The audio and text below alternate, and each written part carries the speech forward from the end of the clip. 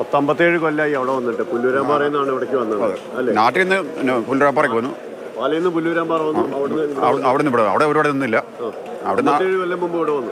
ഇവിടെ വീടും ഒക്കെ പോയി. വീടില്ല, ഒന്നുമില്ല. ഒരു അനിയനും പോയി, അനിയൻ്റെ ഭാര്യയും പോയി.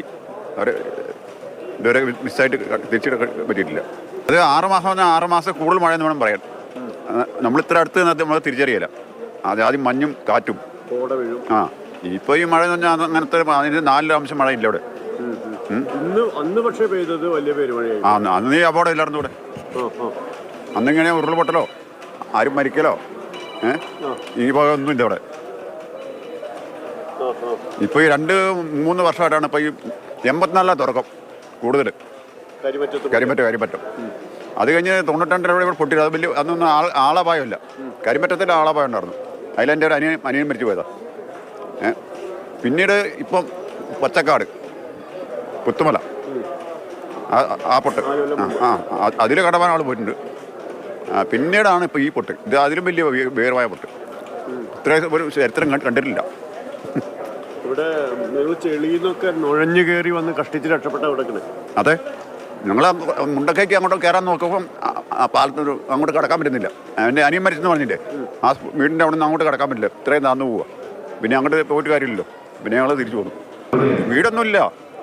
വീടിൻ്റെ വാതിൽ മകനും മകൻ്റെ വൈഫും ഒരു ചെറിയ കുട്ടിയും ചെളി കുളിച്ച് കിടക്കുക. അപ്പോൾ ഇത് തുറക്കാൻ പറ്റില്ല, ബ്ലോക്കായി പോയി.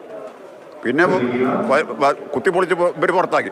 അപ്പോൾ നോക്കുമ്പോൾ അമ്മായിയമ്മ ഉള്ളിലെ റൂമിൽ അത് ജനലിൻ്റെ ഉള്ളിൽ കൂടെ കല്ല് വന്നിട്ട് മണലും വന്ന് തടിയും വന്ന് അടഞ്ഞു. വാതിലിൻ്റെ സൈഡിലേക്ക് തള്ളിക്കൊണ്ടിട്ടുണ്ട്. അപ്പം വിളിച്ചിട്ട് അനക്കമുണ്ട്, മൂളുന്നുണ്ട്.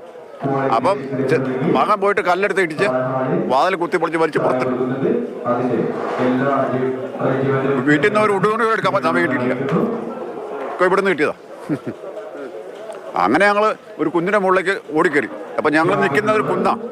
അപ്പോൾ ആ കുന്നിൻ്റെ അടുത്തേക്ക് വീണ്ടും വരുന്നുണ്ട് അപാര ശക്തിയിൽ. പിന്നെ ഞങ്ങൾ വലിഞ്ഞു കയറി. ഒരു 1:30-2 മണി സമയമായിട്ടുണ്ടാവും. പിന്നെ അങ്ങനെ വേറൊരു വീട്ടിൽ പോയി. അവിടെ നിന്നൊരു സേഫ്റ്റി ഇല്ലാതെ കണ്ടിട്ട് പിന്നെ ഞങ്ങളുടെ പള്ളിയിലുണ്ട്. ആ പള്ളിയിൽ പോയി അവിടെ നേരം വിളിപ്പിച്ചു. 12-ാം വയസ്സിലാണ് തങ്കച്ചൻ ചേട്ടൻ അവിടെ വരണേ. കുടുംബം, അദ്ദേഹത്തിൻ്റെ ഉറ്റ ബന്ധുക്കളാണ് പോയത്. ഇതുപോലെയുള്ള ആൾക്കാർ ഒരു ജീവിതം കൊണ്ട് കരുപിടിപ്പിച്ചതൊക്കെ 1-2 തലമുറകൾ നേടിയതും സൃഷ്ടിച്ചെടുത്തതും സ്വപ്നം കണ്ടതുമൊക്കെ